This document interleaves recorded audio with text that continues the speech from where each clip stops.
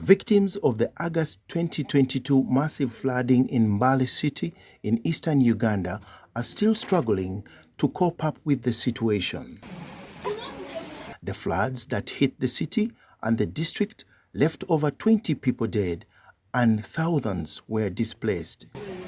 The most affected areas, according to the report, include Nkoma, Bufumbo, Namabasa, Bukonde, Namayonyi, Kibagala in Mbale City Northern Division, and Bugema, Namatala, Malukhu, Marare, Mabanga, Musoto, Masanda, Doko and Nasenyi in Industrial City Division, where several people's houses were left submerged in water.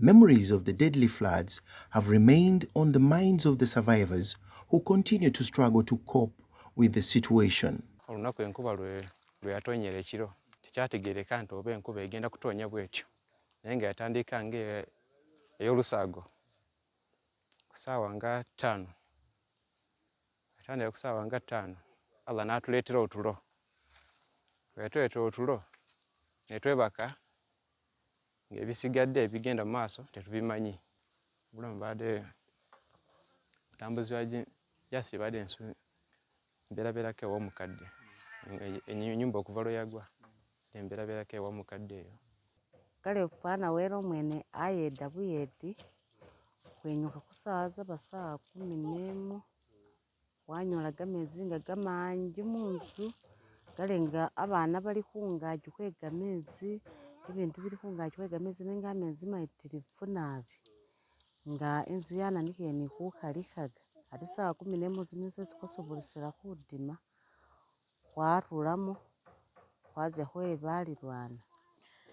Ese ifula yakosa bibindu yashula ni butole yashula bena bya tsinyanye na budama yayira ni saa za khundu wene isobosa khulimawo ninafuna shesinyalawo neyetata ali nalama busa nga yetselesyo yetsa kametsi gitsula gayira bilyo ni bintu ebindi era khwakosewo ngesesi inomelano ebanalima na budama ni kasoli nga mulimo ni mogo nebyo byosi tsana gametsi getsa gakholashi gakhala gayira era nga gayirire byakhuleka mububi sawa ene tsala ekulya kali kulyako na budama ayo mogo kali kulya ichabaho ifula babanga yezere kiro yakubire nga bwachere nabani gumudambo mungi nabi nga nazire mugunda munimiro yesi nalima na budama ni kasoli na diyange enkulute yasudire na budama ayo sizana yayirire nakuya kuba baba ifula yakuba yakubitisa bubi ngekutula ni bulafuda fula yakuba gamezi gayira zinimiro na budama waza zinzu zasambukaga gamabati. Wambede Abdallah, who is a resident of Naloka Cell, Bomboi Ward in Mbale City Industrial Division, his house is among the many that were washed away by the heavy downpour. Everything in the house, it was demolished. I didn't get anything from the house. He continues to take shelter at the neighborhood since he has never managed to reconstruct a house. So I just rescue myself from the neighbors. Wambede says he lost all the household property to the floods. The situation was somehow not simple, but of course, according to the situation, I just endured.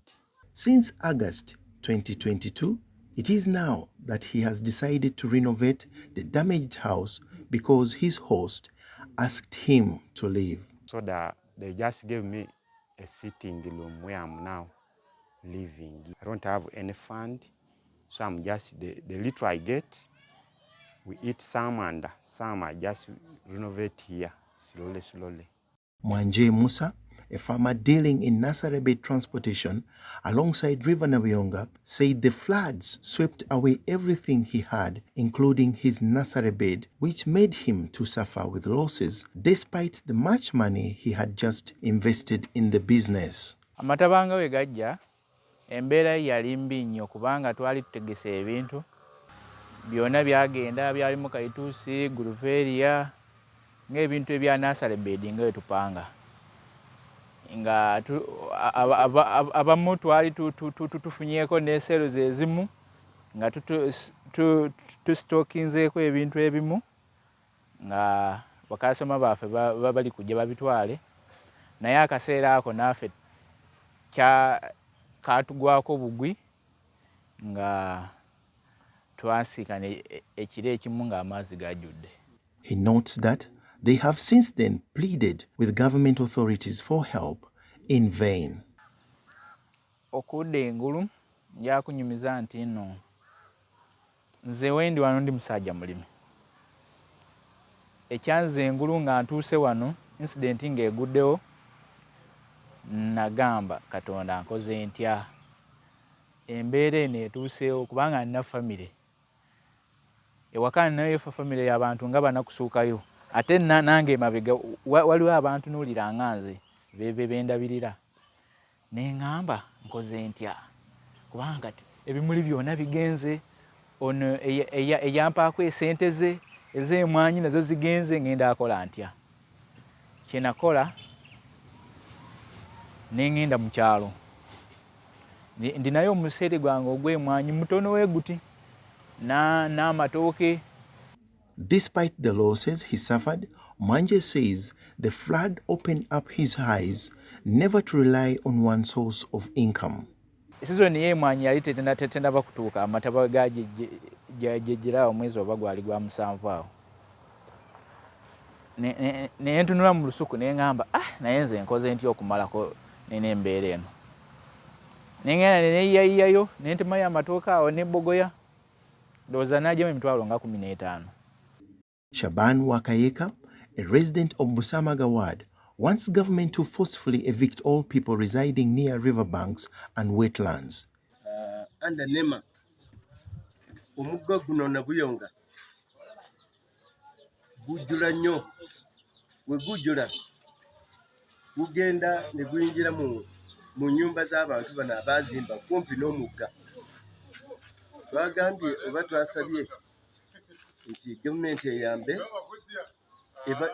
ebaggyeko. He, however, advises that the affected people should be compensated in order to resettle in safer areas. Kubanga abantu tebaagala kuvaawo voluntarily, ebagyewo buli yazimba ekizimbe mu mataba ebasasulayo akasente bagende bagula awalala. Asad Hauha, the vice chairperson of Naloka Cell, said his residents lost everything they had, including their gardens, leaving them in absolute hunger and poverty, noting that they are now struggling to find what to eat and other basic needs. Then biri mwatinga kapiki yoga madota binanu byabanga byonagisibwa n'ifula.